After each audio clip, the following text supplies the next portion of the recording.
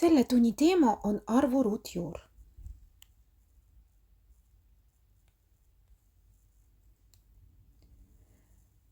Ruutjuur tähistatakse sümboliga ja see sümbol on meil siin pandud ja ruutjuureks antud positiivsest arvust nimetatakse niisugust positiivset arvu, mille ruut võrdub antud arvuga. See sama, mis on sõnadega kirjas, on kirjutatud ka matemaatika keeles, et ruutjuur B on A, siis kui A ruudus võrdub B.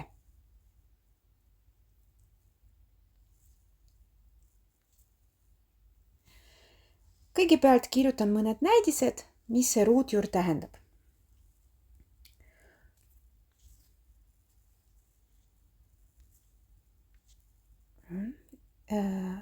Näiteks 4 ruudus võrdub 16. Siis ruutjuur 16 võrdub 4. Või näiteks ruutjuur 9 on 3, sest et 3 ruudus on 9. Ehk ruudusvõtmine ja ruutjuur on omavahel pöördtehed. Ja kuidas me nimetame ruutjuure osad? See arv, mis on juure märgi all, see on juuritav. See ilus sümbol on siis juur ja või ruutjuure märk ja see terve on siis juur.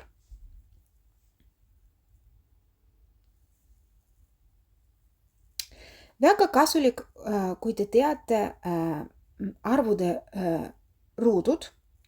Siin mul on pandud 1 kuni 20. Kui need arvud on peast, see väga lihtsustab teie töö ruutjuurega, sest et kui on kirjas 121, siis te kohe teate, et 121 on 11 ruudus ja saate arvutada isegi ilma kalkulaatorita. Saab ka kalkulaatoriga muidugi arvutada.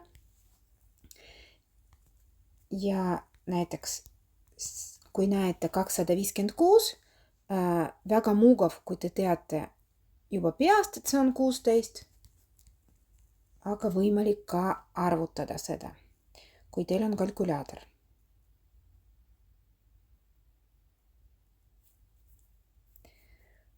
Proovime mõned ülesanded teha. No siin on juba see 256. On vaja siis arvutada. Ja see tabel, mis eelmises slaidis oli, see aitab kohe arvutada, et ruutjuur 256 on 16. Ruutjuur 121 on 11.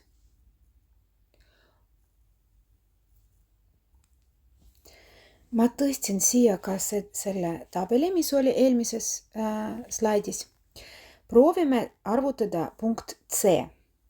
0,16 on meil juuritav ja tabelis meil on arvude 1 kuni 20 ruudud ja siin on olemas 16. Ja 4 ruudus annab 16. Meil on 0,16. Siis me siin ka kirjutame mitte 4 vastus, aga 0,4. Ja kui me võtame 0,4 ruudus, see annabki 0,16. Samamoodi me töötame 9-ga. 0,09, aga meil tabelis on 3 ruudus võrdub 9. Siis siin vastus on 0,3, sest et 0,3 ruudus, see on 0,09. Ruutjuur 1 on 1 ja ruutjuur 120. No vot siin me näeme, et seda arvu meil pole. Meil on olemas 121, aga see ei ole 120. siis sellist me võime ligikaudu arvutada. Ja see on siis umbes 11 või siis 10,98. Aga seda saab ainult ligikaudu arvutada või natukene lihtsustada ka võimalik ja kuidas ma seletan selle video lõpus. Liigume edasi. Nagu ma juba ütlesin, arvuruut ja ruutjuur on teineteise pöördtehed ja kehtib selline seos, et kui me võtame mingi arvuruudust ruutjuur, siis see on arv ise ja siin on sellised ilusad sulud.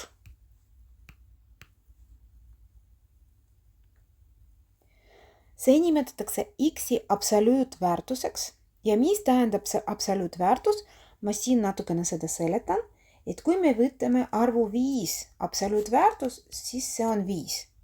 Ja kui siin sees on -5 ja -5 absoluutväärtus on sama 5. Proovime seda valimi kasutada, et näiteks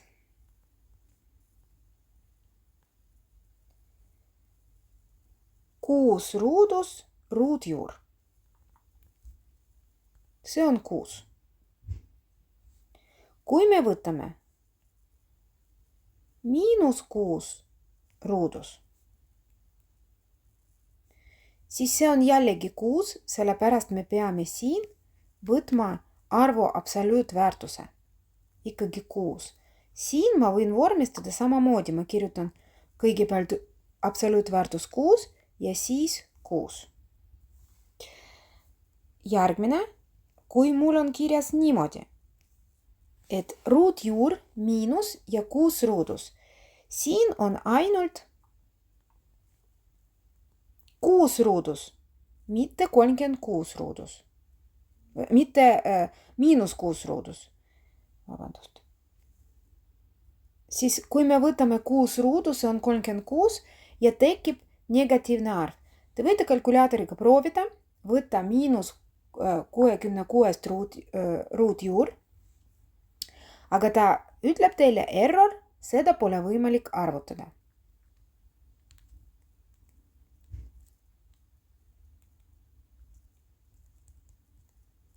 Me ei saa arvutada ruutjuur negatiivsest arvust. Aga kui see 6 oli sulgudes, -6 oli sulgudes ja ruudus, siis see oli võimalik, sellepärast, et -6 ruudus, see on 36, mitte -36, siis tekkis ikkagi positiivne arv juuremärgi sees.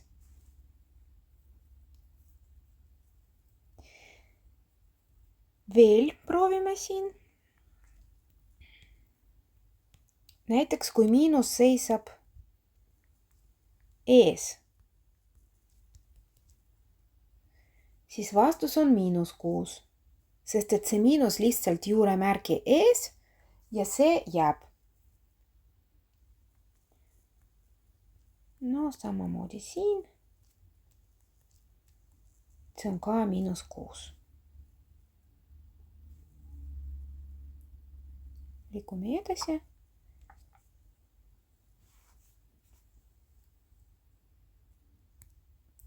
Ruutjuurel on olemas mõned omadused.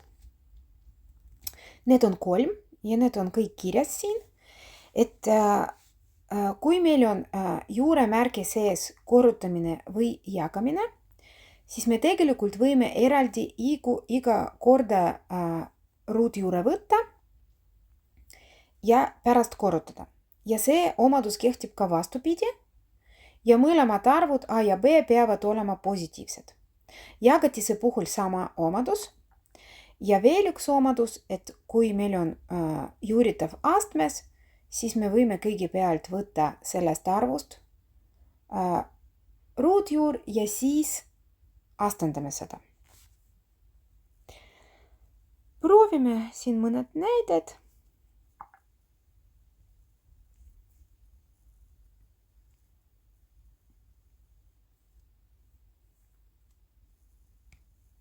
Liiga pikaks läks.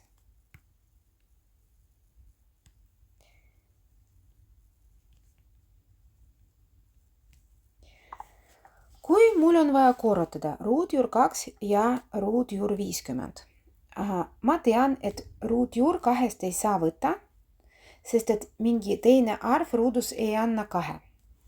Aga see omadus, mis on esimene omadus, see annab võimalus teha nii, et ma 2 ja 50 kõigepealt korrutan. Siis juuritav on 100 ja tabelist võib vaadata või kalkulaatoriga arvutada, et selles arvus ruutjuur on 10.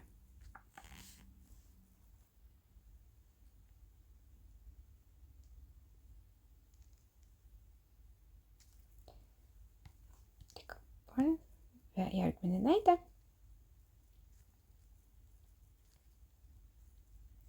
Kui me näiteks jagame sama ruutjuur 50 ja jagame ruutjuur 2.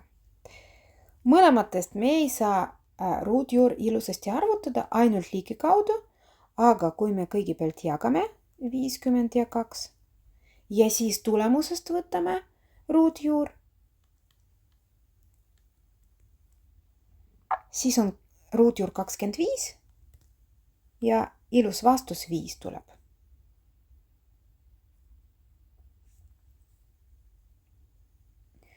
Ja üks omadus veel jäi.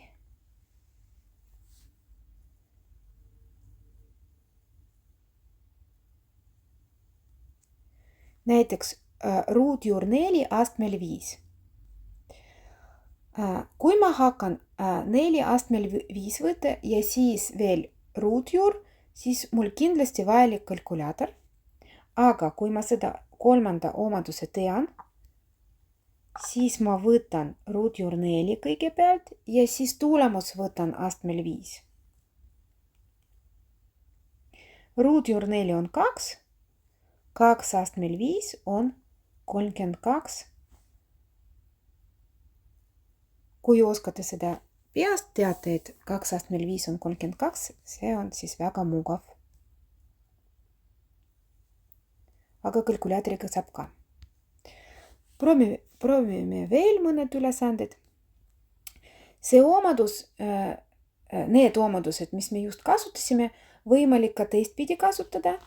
Et näiteks esimesest aast ma tean, et on olemas ruutjuur 16 ilus ruutjuur ja 25. Ma ei pea need korrutama.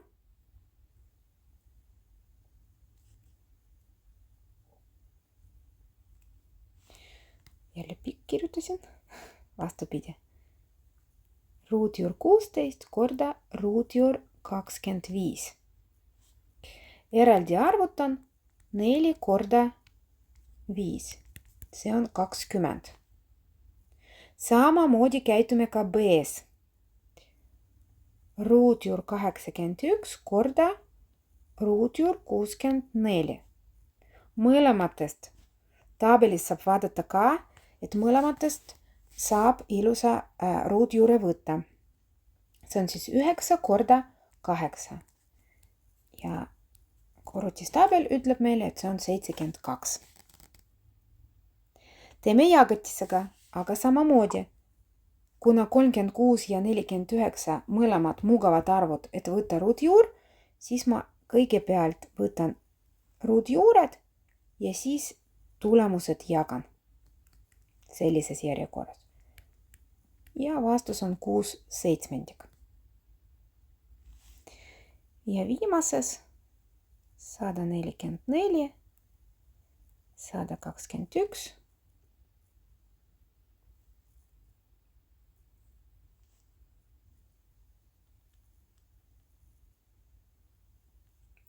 12 ja 11. No võib ka kirjutada, et see on 1 terve ja 1 11. Aga võib ka jääda 12 11. Tahan siin ühe märkuse teha, et kas me saame siin ka kasutada sama omadus. Ma tean, et ruutjuur 16 on ilus ja ruutjuur 9 on ilus, aga nende vahel on plussmärk.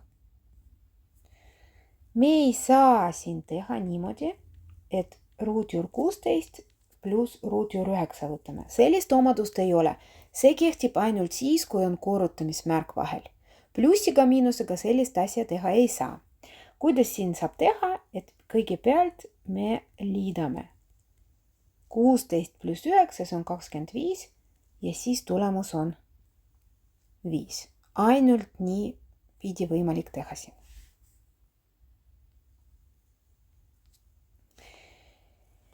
Veel siis ülesanded. Proovime kasutada omadused. Ruutjuur 6 korda 600.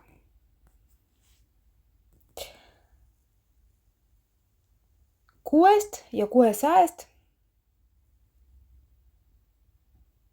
ruutjuur ei saa ilusasti võtta ja need tabelis polnudki. Korrutame. 3600.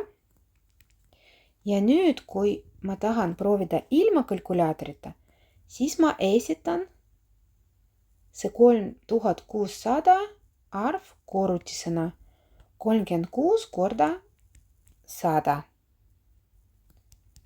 Ja siis kasutan omadus. Ma 36 võtan ruutjuur ja 100 võtan ruutjuur. See on siis 6 korda 10, 60.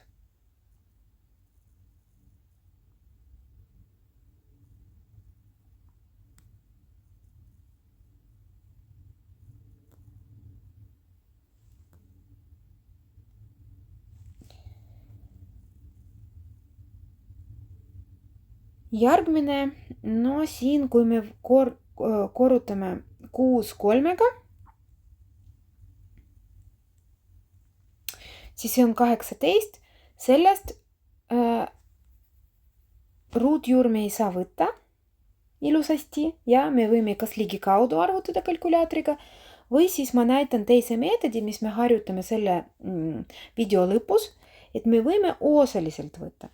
See on väga hea oskus, kes saab aru, proovib siis edaspidi nii teha, et kui on mingi ruutjuur, mis ei saa lõpuni arvutada, siis saab osaliselt arvutada. Mina esitan seda 18 kahe arvu korrutisena nii, et ühest arvust saab ruutjuur võtta. Siin oli juba korrutis 6 korda 3, aga 6 ei saa ruutjuur võtta ja 3 ei saa ruutjuur võtta. Mina esitan nüüd niimoodi, et see on 9 korda 2, see on ka 18, aga 9 ma saan ruutjuure võtta, 2 ei saa. Ja ma võtan sellest 9 ja 2 ei võta, jätan juure märkiga. Et võib kirjutada vastus 3 ruutjuur 2 või kui selline meetod ei sobi raske, siis võib arvutada ka ligikaudu.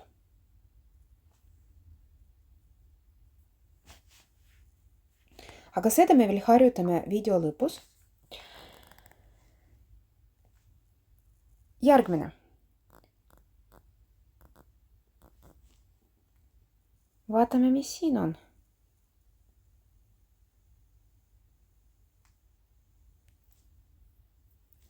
Kõigepealt kirjutame 1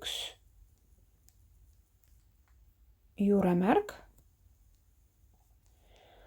Proovime siin natukene tandada. Äkki siin saab jagada mõlemad 2.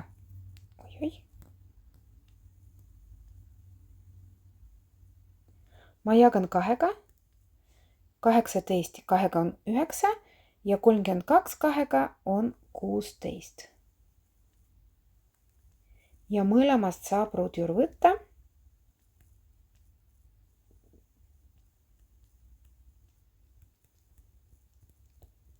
See on siis 3/4.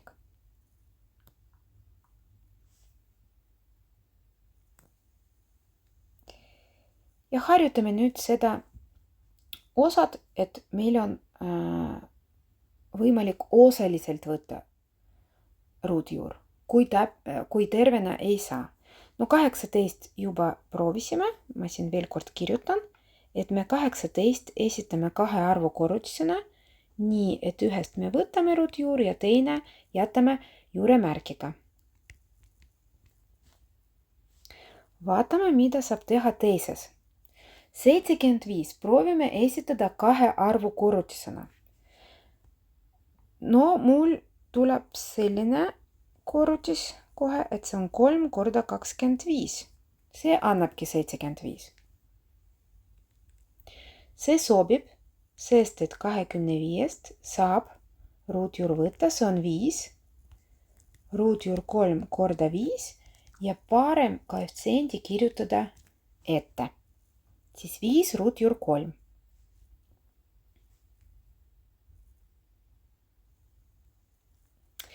Järgmine mõtleme, kuidas 128 saab kahe arvu korrutisena esitada. Kõige parem variant siin, see on 64 korda 2.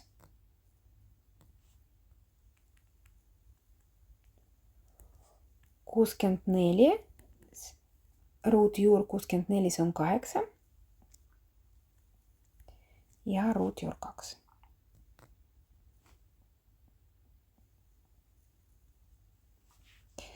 No 24 nüüd esitame. Muidugi võib esitada näiteks 2 korda 12, aga see korrutis meile ei sobi, kuna 2 ei saa ruutjuur võtta ja 12 ei saa.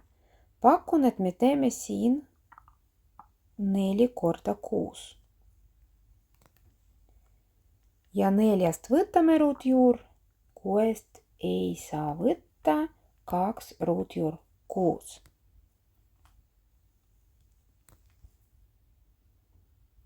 Seitsekümmend kaks. Esitame nii, et see on 36 korda 2. 36-st võtame ruutjuur, 2-st ei võtta. See on siis 6 ruutjuur 2.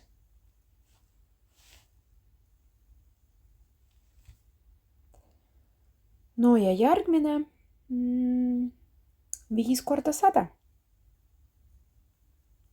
või 100 korda 5. Siin võib nii ja naa kirjutada.